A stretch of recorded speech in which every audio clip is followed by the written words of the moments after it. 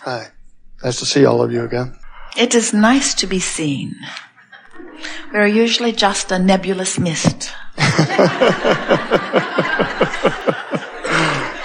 Well, it was good I came this morning because I realized all this morning I was negatively creating about my upcoming ad for my hypnosis business. When money gets a little tight, I have the hardest time with that. In other words, I'm not afraid of death. I'm not afraid of pain or injury.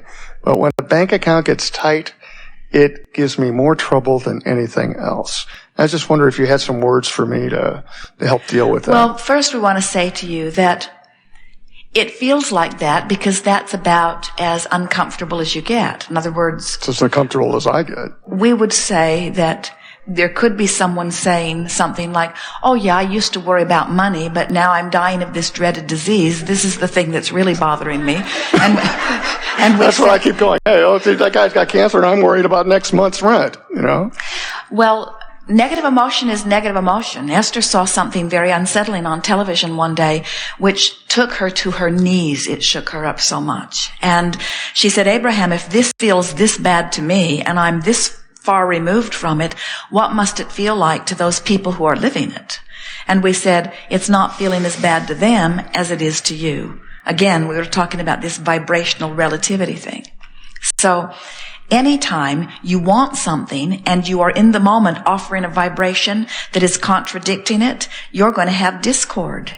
There isn't a subject that is more thought about in your environment than the subject of money, because money, it does not need to be, but it usually is very closely tied to your sensation of well-being, to your sensation of being able to create many other things. And so it's just a vibration that most of you, even while you were in your mother's womb, were picking up on vibrations of lack from the environment around you. There is a pervasive philosophy in your society, and it doesn't matter which part of the world your society is, there is a pervasive belief in the society of humandom that says that the pile of resources is a finite pile.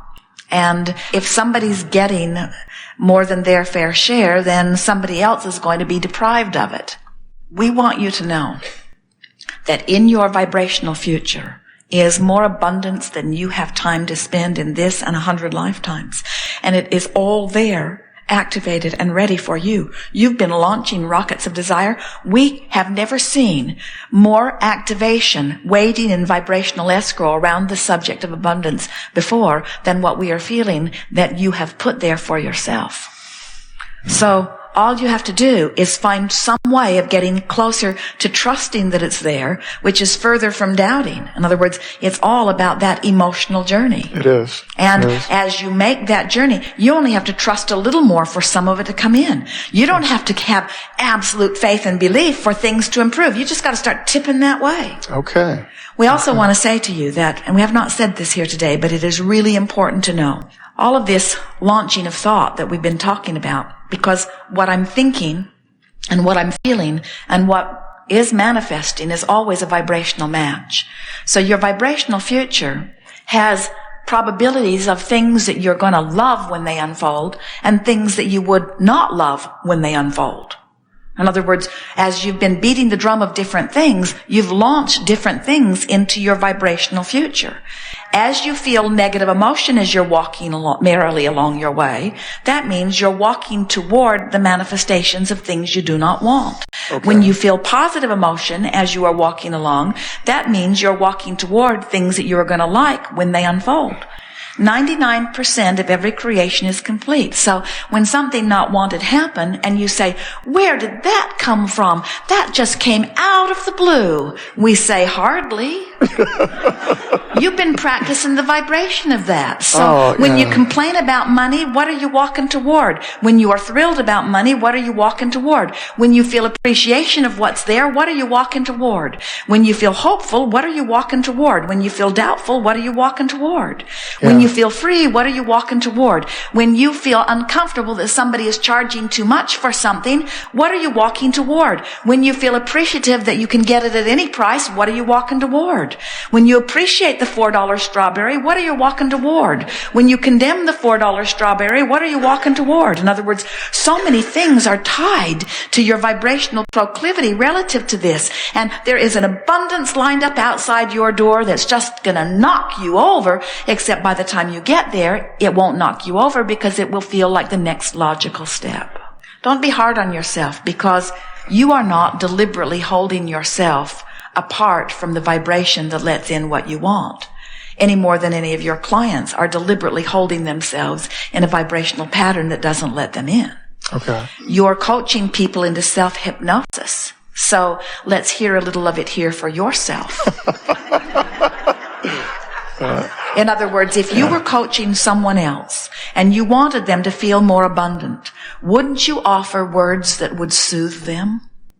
And so, from where you stand, what is the most soothing statement for you that you can conjure from right here where you stand? I have so many wonderful ideas and projects, and they're all on the cusp of happening.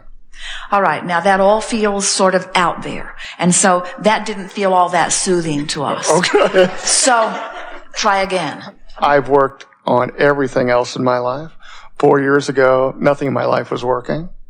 Now everything else is working. Good. That's all right. That's all right, because that is movement. In other words, what you're bolstering is the idea that when I focus, I can make things happen. Everything else, the past 4 years I've been focusing on myself and my family, and it's in a more perfect place than I ever thought it could be. And this vibration around money was just a more stubborn vibration than I realized. And I'd grown so accustomed to the way money feels that I was missing guidance that was letting me know that I was continuing a thought that wasn't letting me go to where I want to go. And now I realize that my thought around money and the way money feels has been in a deeper, darker vibration than I have been willing to own up to, because I'm a teacher. And as a teacher, I want to be able to express success. And so I haven't even wanted to admit the powerlessness that I've been feeling around money. And yet, until I acknowledge the powerlessness that I've been feeling around it, then I can't move into another place. And so I'm going to see if I can't get some movement around this. It would have been nice if earlier in my life I'd had some evidence of some success. It would have been nice if the family that I'd been born into had already figured it out so that they could have taught me. It would have been nice if I'd known earlier on about vibration. In other words, we're reaching for a little bit of blame, because blame certainly feels better than powerlessness. Blame certainly feels better than guilt on it. And it would have been nice, but there are a lot of people, I believe, that were like me, who were raised in environments or who did not have much evidence of abundance around them, that through osmosis sort of picked up on this vibration. And about it, the more I think that maybe this might be a good thing for me to be living, because I have this one last thing that I'm going to vibe into place. And I'm talking to people all day, every day, who have vibrations stuck in their craw that they don't know how they got stuck there. There's certainly nothing wrong with having a sticking point, because all a sticking point is a habit of thought that contradicts something that I want. And for heaven's sakes, when you look around this world, how many people do you hear say you can have everything you want financially, in comparison with the people that hear you say, do you think money grows on trees? Do you think that you can have everything that you want? Do you think that the universe revolves around you? In other words, most people who surround me, we're speaking for you, stand in places where they believe utterly in the shortage of money. So much so that they've developed patterns of rage around people who have money. Jerry and Esther, as they drive around in this magnificently and extraordinarily expensive monster bus, they are delighted to see how many people pass them giving thumbs up, how many people are giving them the high five sign, how many people are expressing their appreciation for this magnificent thing that they have. And Jerry says, I think it is because across the back of it we have written, life is supposed to be fun. In other words, it lets people know that the idea of feeling good and the idea of having fun and the idea of prosperity all sync up one with another. In other words, you've got to make peace with the idea of prosperity. And we think that you're like so many people. We don't think you have. We think that you are born into a culture, and most people are, where you've decided that those people who are really abundant are on the wrong side of the chart. You know how many people come to gatherings like this, and for years they wanted to debate the issue of spirituality versus materialism. So let us ask you, when you are splitting up a pie somewhere, do you get yours and never mind what anybody else has, or are you always considerate of others first? I guess I'm always considerate of others. And we think that's nice when there really are only so many pieces of pie to go around.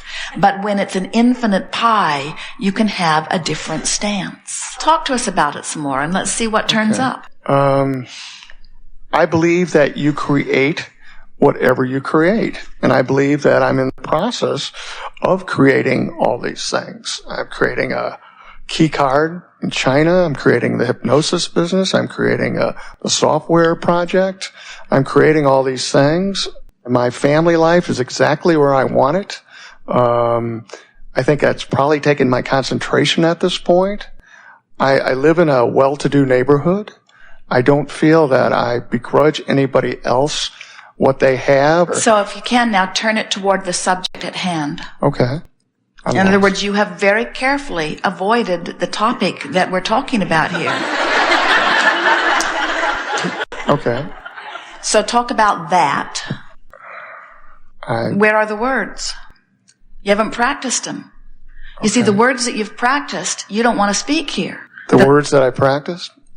The words that you feel around the subject of dollars, you don't think are appropriate in the attitude of creating dollars. When we ask you for the words that are appropriate, you can't find them because you haven't practiced them. Talk to us about what's happening right now. Let us use the words that we've been using because they really are easier to hear. Make peace for yourself with where you are about money. Make peace about where I'm at. I've got 3 months worth of money. Good for you. I have 3 months worth of money. A lot of people live from paycheck to paycheck, and I have been there before. I have 3 months of buffer. That's pretty darn good. I have 3 months of buffer and all kinds of things, but 3 months of buffer. And what else? So I've got 3 months worth of money. Got an ad going out next week. My wife, who's always had a hard time with this, is in a totally different place.